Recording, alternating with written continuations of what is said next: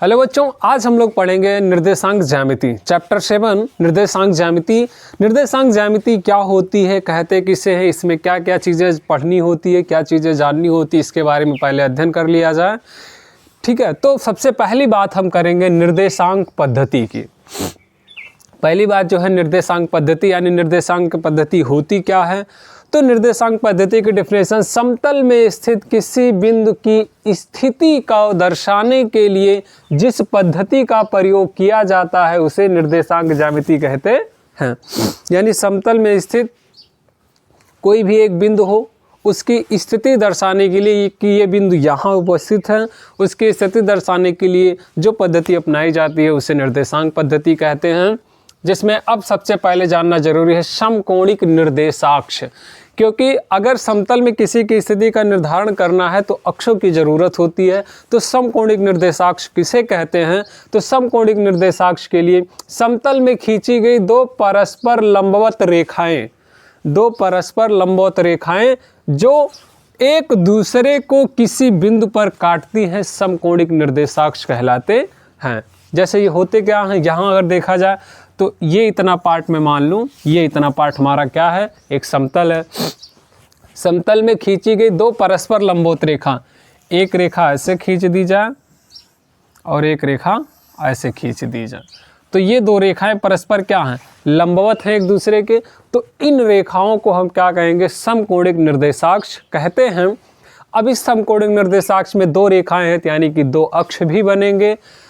पहला, समकोणिक निर्देशाक्ष के क्षैतिज रेखा को x अक्ष और ऊर्ध्वाधर रेखा को y अक्ष, यानी कि क्षैतिज रेखा हॉरिजॉन्टल क्या होती है, अर्थ के समांतर वाली रेखा क्षैतिज रेखा होती है। तो ये क्षैतिज रेखा हुई तो हम इसे कहते हैं x अक्ष, और ये ऊर्ध्वाधर रेखा जो हुई इसे हम क्या कहेंगे, y अक्ष कहेंगे। ठीक है, ऊर्ध्वाधर रेखा को y अक्ष और क्षैतिज रेखा को x अक्ष कहते हैं। तथा इन दोनों बिंदुओं का जो प्रतिच्छेदन बिंदु होता है इसे हम क्या कहते हैं, इसे कहते हैं मूल बिंदु। तथा दोनों रेखाओं के या दोनों अक्षों के प्रतिच्छेदन बिंदु को मूल बिंदु कहते हैं। अब ये चीज़ हो गई। अब इन तीनों का कॉम्बिनेशन क्या होता है, तो इन तीनों का कॉम्बिनेशन को हम निर्देश तंत्र या निर्देश फ्रेम कहते हैं। निर्देश फ्रेम की डेफिनेशन, x अक्ष, y अक्ष तथा मूल बिंदु के समूह को निर्देश तंत्र कहते हैं। यानी कि वो समतल में जहाँ x अक्ष, y अक्ष और मूल बिंदु सब स्थित होते हैं उसे हम निर्देश फ्रेम कहते हैं। और किसी बिंदु का स्थिति का निर्धारण करने के लिए निर्देश फ्रेम की आवश्यकता होती है। आगे क्या बातें हैं, कार्तीय तल।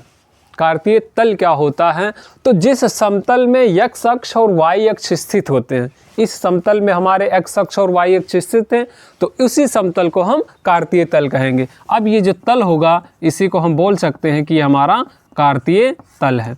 अच्छा, इस कार्तीय तल को हम xy तल भी बोल सकते हैं, xy तल कहते हैं। देखिए, इसमें सारी चीज़ें जो छोटी छोटी चीज़ें होती हैं निर्देशांक ज्यामिति की, वो सारी बातें मैं आपको बता रहा हूँ। अब निर्देशांक, यानी कि अगर अभी पढ़े आप कि किसी बिंदु की स्थिति को दर्शाने के लिए निर्देशांक पद्धति का उपयोग करते हैं, तो ये निर्देशांक क्या होता है, तो निर्देशांक वो चीज़ें होती है जिससे उस बिंदु की स्थिति का निर्धारण किया जा सके। यहाँ दिखा गया है कि कार्तीय तल में स्थित किसी बिंदु की स्थिति को दर्शाने के लिए दर्शाने वाले कर्मित युग्मों को निर्देशांक कहते हैं, जिसे भुज तथा कोटि के साथ लिखते हैं।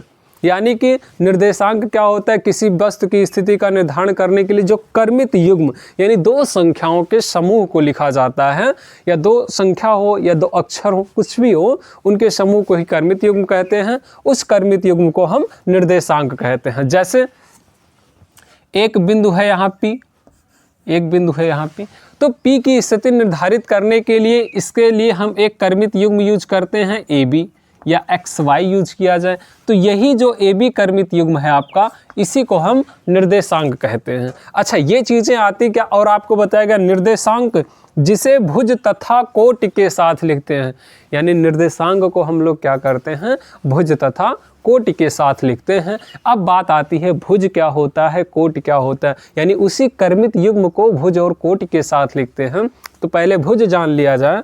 मूल बिंदु से x अक्ष पर चली गई दूरी भुज तथा y अक्ष पर चली गई दूरी कोटि कहलाती है।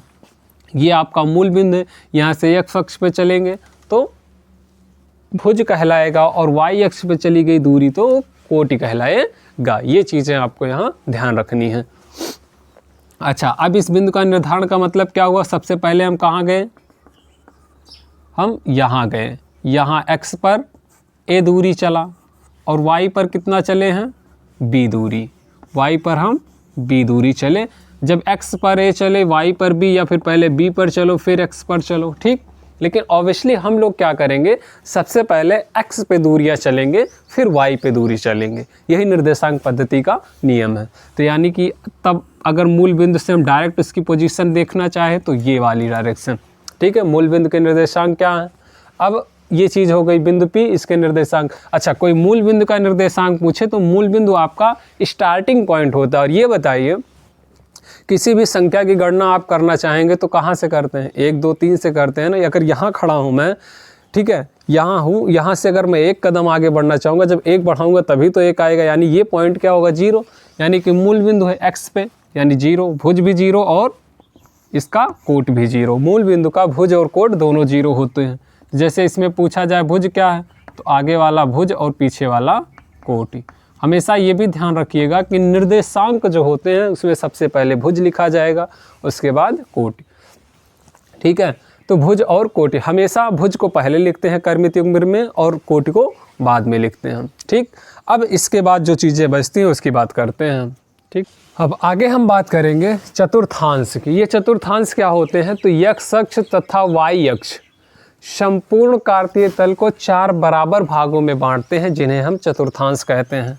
जैसे अगर हम यहाँ समझना चाहें तो ये हमारा क्या है? पूरा एक कार्तीय तल है, मान लिया जाएगा। अभी तो कार्तीय तल नहीं है, जब इसमें x अक्ष और y अक्ष स्थित करेंगे, ये x अक्ष और ये x अक्ष और ये y अक्ष, तो ये y अक्ष और ये हो जाएगा हमारा x अक्ष।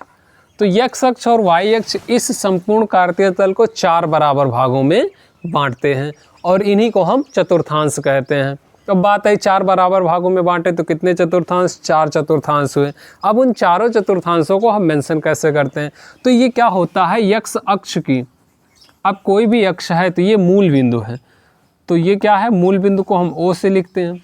अब मूल बिंदु के दाईं तरफ की जो x अक्ष होता है वो x अक्ष की धन दिशा होती है, x अक्ष की धन दिशा होगी। ये x अक्ष की धन दिशा, ये y अक्ष की धन दिशा।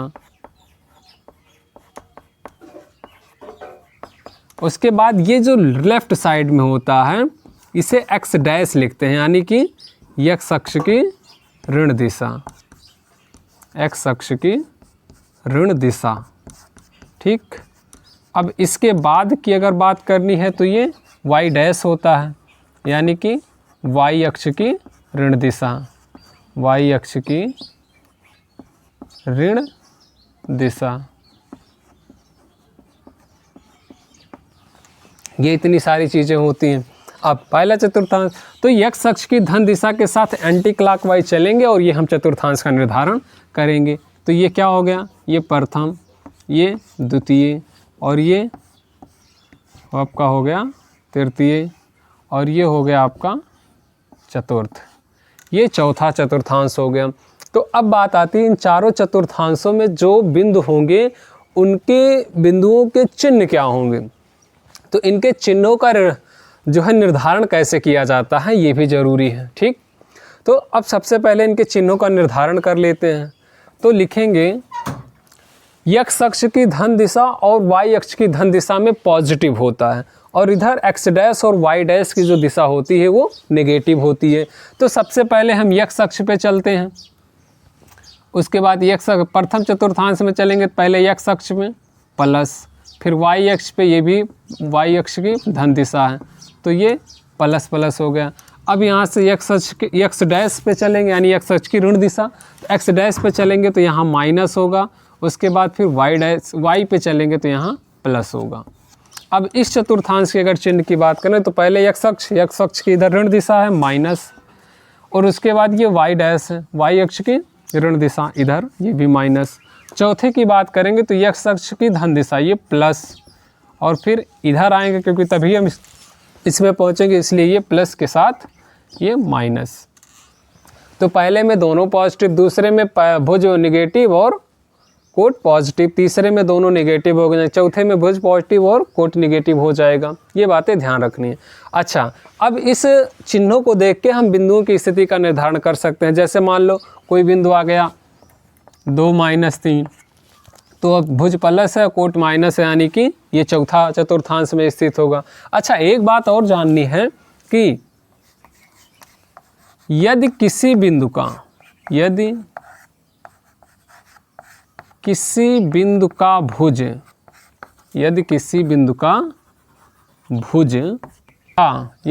बिंदु का भुज तथा कोटि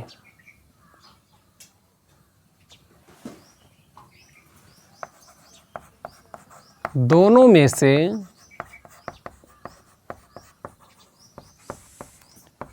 कोई एक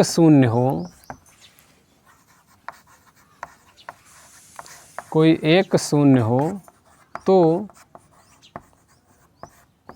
वह बिंदु अक्षों पर स्थित होता है। वह बिंदु अक्षों पर स्थित होता है।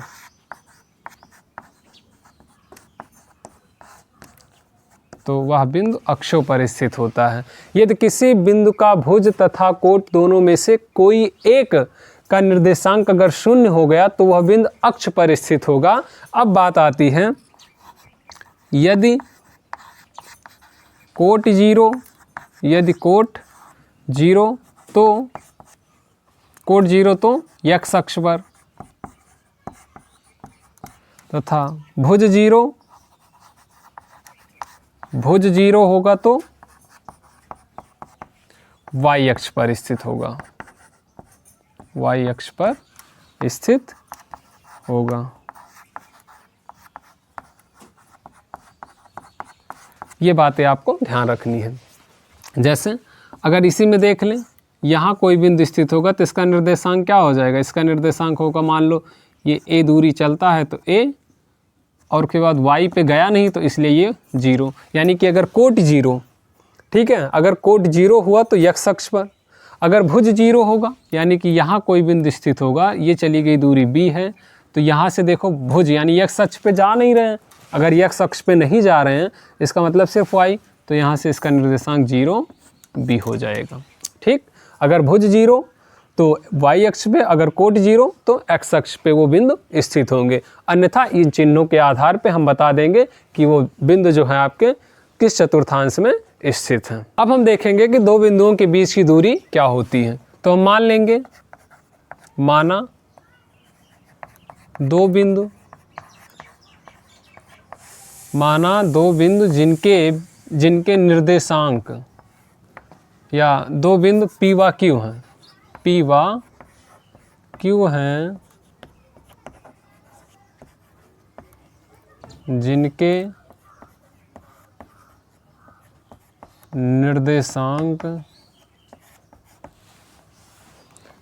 निर्देशांक क्रमशः x1 y1 व x2 y2 हैं। ठीक, उनके बीच की दूरी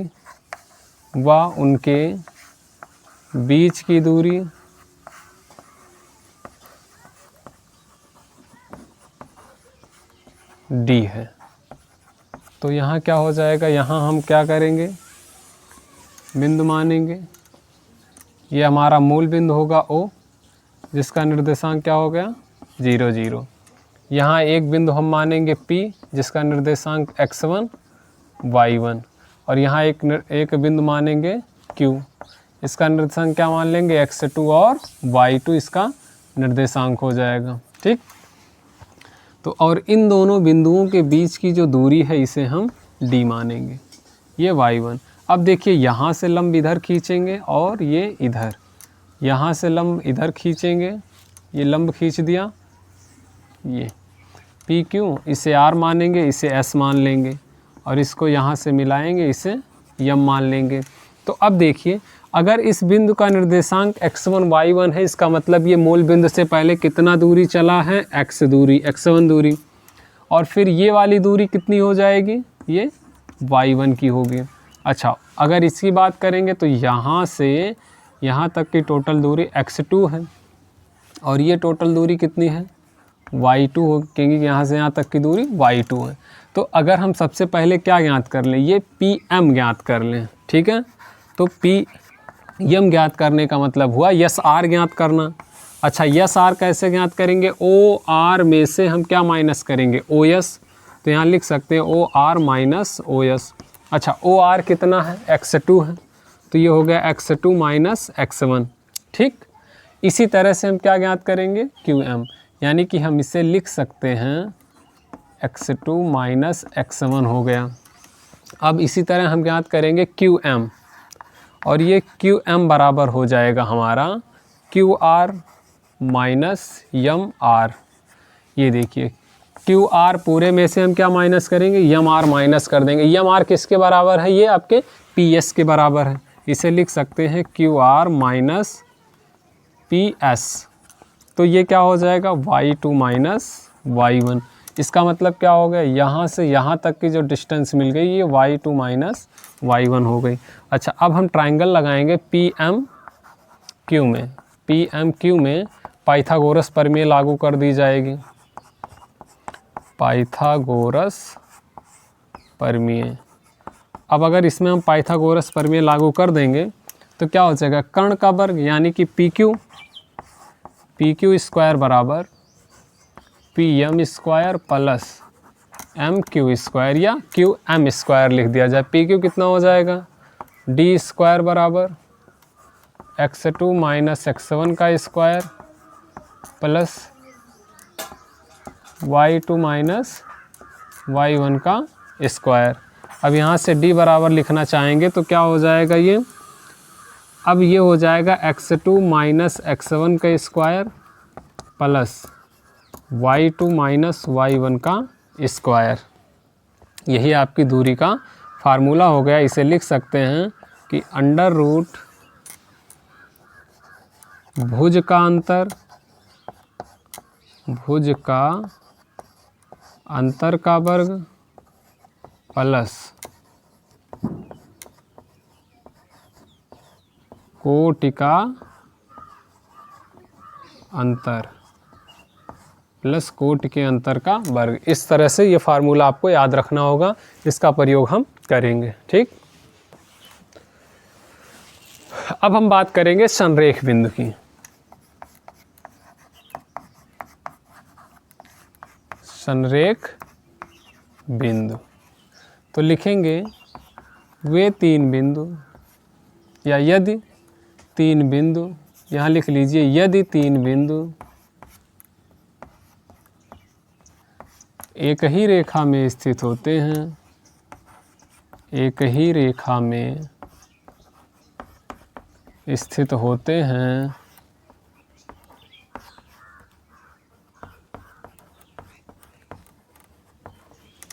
उसे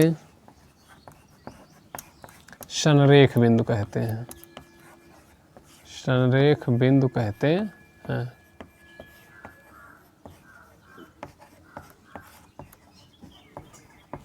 तो संरेख होने का प्रतिबंध अब हम देखेंगे।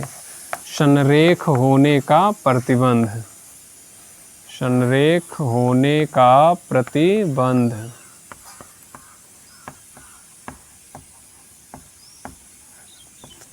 देखिए, यदि तीन बिंदु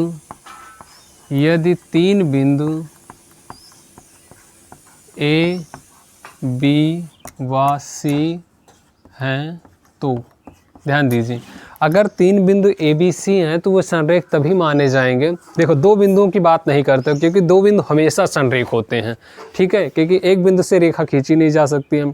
तो दो बिंदु रहेंगे तो उससे एक रेखा खींची जाती है, इसलिए दो बिंदु हमेशा संरेख होंगे। तीन या तीन से अधिक बिंदुओं की बात करते हैं हम, तो अब इसलिए तीन बिंदु की बात करेंगे तो तीन बिंदु अगर एक ही रेखा में होते हैं तो त्रिभुज नहीं बनता है। जैसे मान लिया जाए यहाँ B और यहाँ C। तो दूरियों के सापेक्ष हम इसमें प्रतिबंध लगाएंगे कि ये क्या हो सकता है। पहली कंडीशन ये हो सकती है कि AC is equal to AB plus BC, यानी कि अगर दो बिंदुओं के बीच की दूरी तीसरे के बराबर आ गई, ठीक, जैसे इसमें 3 बिंदु ABC हैं, तो AB और BC दोनों के बीच की दूरी का योग जो है वो AC के बीच की दूरी के बराबर आ गया, तो उसे हम क्या कहेंगे, संरेख, यानी दो दूरियों का योग तीसरी के बराबर आ जाए। या इसे 3 फॉर्म में लिख सकते हैं, या इसे हम लिख सकते हैं कि AB बराबर AC प्लस BC, या इसे हम लिख सकते हैं BC बराबर AC प्लस AB। इन तीनों में से किसी एक रूप को, क्यों, क्योंकि मान लो अगर आप बिंदु इस तरह मानोगे तो ठीक है, अगर BC और यहाँ A मान लिए तब क्या होगा, तो ये BC धन AC बराबर BA, BC धन AC बराबर AB। तो इसी वजह से आपको ये तीनों चीज़ें याद रखनी होगी कि नहीं, दो छोटी दूरियों को जोड़ के अगर वो तीसरी बड़ी वाली के बराबर आ जाता है तो ये क्या होंगे, संरेख होंगे। संरेख होने का मतलब है त्रिभुज नहीं बनेंगे, और त्रिभुज बनने के लिए शर्त क्या होती है कि दो भुजाओं का योग तीसरी से सदैव बड़ी आनी चाहिए, ठीक। तो 3 बिंदु है, अगर एक ही रेखा में होंगे तो क्या होगा, दो दूरियों का योग तीसरी के बराबर आ जाएगा। ये बातें आपको ध्यान रखनी होंगी, ठीक है।